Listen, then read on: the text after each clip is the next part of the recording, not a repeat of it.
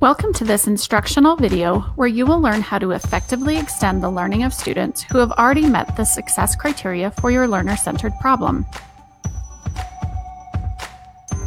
Why do we need to extend learning? Extension learning tasks are essential to ensure that all learners have the opportunity to grow and be challenged. So what does it mean to extend learning? Together, teacher teams must strive to address the needs of all learners. Teachers should collaborate to plan high-quality, whole-class instruction using a variety of strategies that will keep all learners engaged, supported, and appropriately challenged.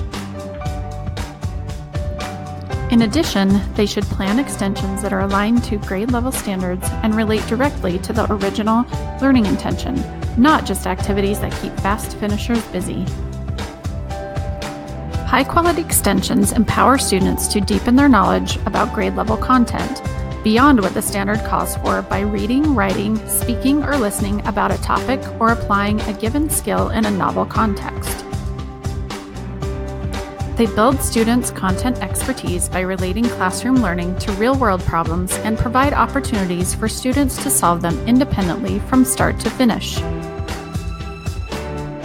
They develop students' existing passions by giving them time to connect core content with their areas of interest and engage in self-directed learning.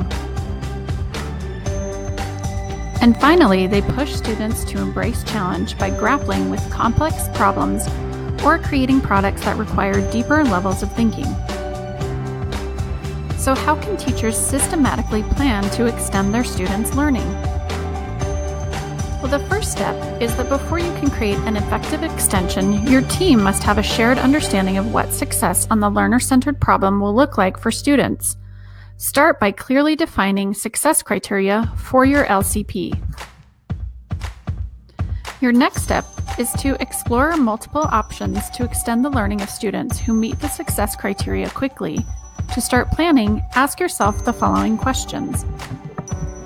First, how else could a student arrive at an understanding of the success criteria? Look for learning tasks that connect success criteria to content that is directly relevant to students, to a different subject, or to the bigger picture. How can a student extend learning by completing a more complex assignment that ties back to the success criteria? Search for tasks that require greater critical thinking and problem solving. How can we ensure that students are engaged with each other while working on extended learning tasks self-sufficiently? Find ways for students to work in pairs or small groups without requiring too much teacher attention.